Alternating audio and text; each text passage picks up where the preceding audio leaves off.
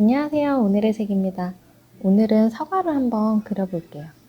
유화로 그려볼 건데 먼저 가볍게 스케치를 해주고 사과는 너무 동그랗지 않고 자연몰이니까 조금 찌그러지는 게 더 자연스러워 보여요. 하나는 꼭지 있는 걸로 해주고 다른 거 하나는 조금 기울어진 걸로. 이건 처음에 색 만드는 방법, 그리고 색을 자연스럽게 올리는 순서, 마지막에 사실적으로 묘사하는 방법, 그리고 마무리까지 보여드릴 거예요. 두 개는 과정을 좀 보여드리고 하나는 빠르게 넘어갈게요. 이렇게 스케치가 끝났고 색을 한번 만들어 볼게요. 먼저 징크 화이트, 화이트는 언제나 많이 쓰죠. 그리고 퍼머넌트 옐로우, 카드뮴 옐로우 딥, 크림슨 레이크, 울트라마린입니다. 먼저 연두색 두 종류를 만들어 볼 건데 밝은 색을 먼저 만들어 볼게요. 노란색과 울트라마린 두 가지를 섞어주세요. 노란색과 파란색을 섞으면 녹색이 되는 건 알고 있지만 막상 섞었을 때 녹색이 나오면 왠지 좀 신기한 느낌도 있어요. 이제는 조금 더 진한 녹색. 똑같이 노란색과 파란색을 섞어주지만 흰색의 양을 훨씬 적게 해주시면 됩니다.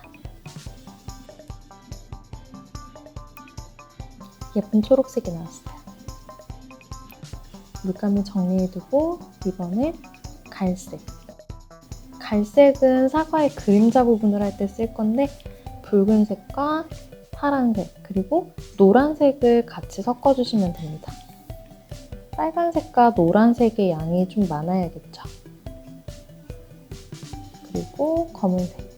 사과 그림자랑 사과 꼭지 안에 있는 그림자 넣을 때 쓸 색이에요.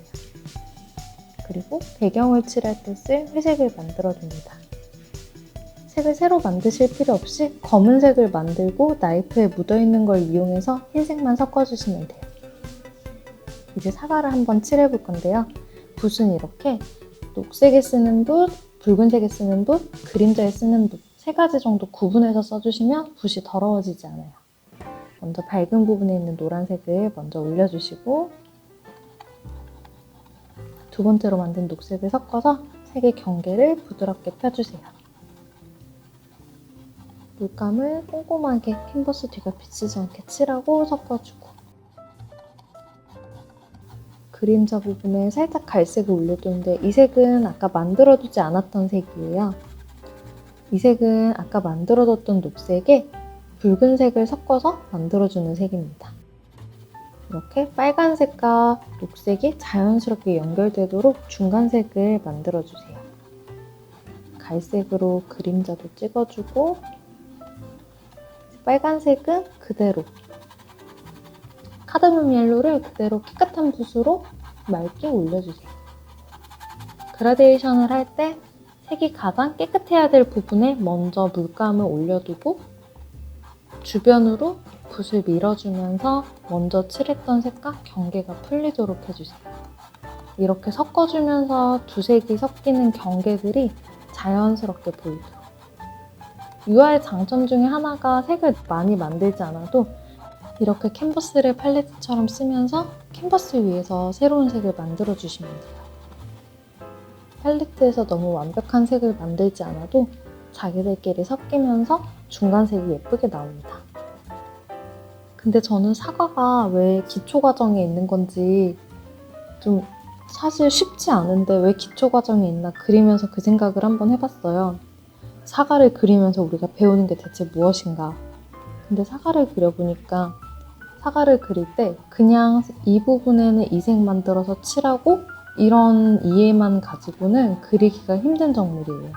예를 들어서 얘가 노란색, 빨간색, 녹색 이렇게 세 가지 색이 있다면 밝은 데에 있는 노란색은 그림자로 가면 갈색이 되고 밝은 데에 있는 빨간색은 약간 오렌지빛이지만 그림자 쪽으로 가면 크림슨이 되고 녹색도 마찬가지로 되게 밝은 깨끗한 녹색이었다가 그림자로 가게 되면 되게 어두운 녹색이 되게 되는데 그거를 이해를 하고 칠하지 않으면 사과가 입체감이 생기는 게 아니라 납작하고 알록달록한 동그라미가 되어버리는 거예요. 그리고 꼭지 부분에서는 또 얘가 안쪽으로 살짝 말려 들어가는 모양이 있기 때문에 그런 입체감을 표현하는 연습이 될 거예요. 그래서 기초에 들어가 있으면서도 어떻게 보면 그림을 뭔가 원리부터 배운다고 했을 때는 꼭 알고 넘어가야 할? 그리고 그냥 기초라고 하니까 그냥 그리는 것보다 왜 사과가 기초 과정이 있는지 한 번쯤 생각해 보는 것도 괜찮을 것 같아요. 사실 난이도는 기초가 아니에요. 기초? 베이직이라고 하기엔 너무 고난이도죠, 사과가. 그래서 이런 색이 많고 복잡한 걸 그릴 때일수록 미리 색 팔레트를 만들어가지고 계획을 좀 세우면서 칠해주는 게 중요한 것 같아요. 아무튼 사과 기초에 대한 이야기는 여기까지 하고 이제 화이트를 두껍게 올려서 반짝이를 만들어줍니다. 비어있는 부분들을 한번 정리해주고 마지막 사과는 색이 많은데 옆으로 누워있어서 오른쪽을 좀 빨갛게 하고 밝은 쪽에다가 노란색을 해볼게요. 사과를 그리실 땐 노란색이 있는 부분이 밝은 쪽에 오는 게 조금 더 그리기가 편해요. 왜냐면 노란색이 그림자 쪽에 들어가면 다 갈색이 돼버리기 때문에 색을 만들기가 조금 더 까다로워요. 그림자 부분을 쭉 채워주고 꼭지도 넣고 여기 마찬가지로 밝은 데서부터 순서대로 그라데이션을 해줍니다. 초벌을 할 때는 항상 캔버스에 그 흰 구멍들이 보이지 않도록 꼼꼼하게 메꿔주세요. 야무지게 싹싹싹 비벼가지고 채워주시면 됩니다.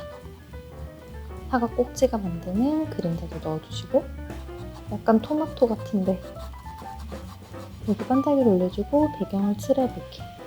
아까 만들어둔 회색에다가 좀 더 어두운 부분은 우리가 쓰던 아까 만들어둔 회색에다가 조금 더 어두운 부분은 블랙을 섞어주고 밝은 부분은 화이트를 섞어서 써주시면 돼요. 배경은 크게 중요하지 않기 때문에 빠르게 넘어가 볼게요. 배경을 그리니까 얘네가 좀 더 어디 테이블 위에 올라와 있는 것 같은 그런 느낌이 돼요. 이제 꼭지를 그려주면 얘네가 좀 더 사과 같은 사과가 됩니다. 그리고 펜브러쉬로 아까 물감들의 경계를 부드럽게 풀어주세요. 펜브러쉬는 거의 캔버스 위에 살살 스치는 정도로만 올려주시는 게 가장 좋아요. 특히나 방금 이렇게 칠하고 나서 바로 브러싱을 할 때는 물감이 아직 말랑말랑한 상태이기 때문에 옆으로 많이 퍼지게 돼요. 브러쉬를 하고 나서 서로 섞여버리면서 덮여버린 색들이 있을 거예요. 이런 연두색이나 그리고 빨간색이 좀 없어져서 붉은색을 다시 한번 위에다가 올려줄 거예요. 마지막 사과가 토마토 같아서 조금 신경 쓰이네요. 그리고 중간에 한번 브러쉬로 뭉친 물감들을 풀어주고 브러쉬를 쓰면 좀 더 반짝반짝한 느낌이 들어서 좋아요.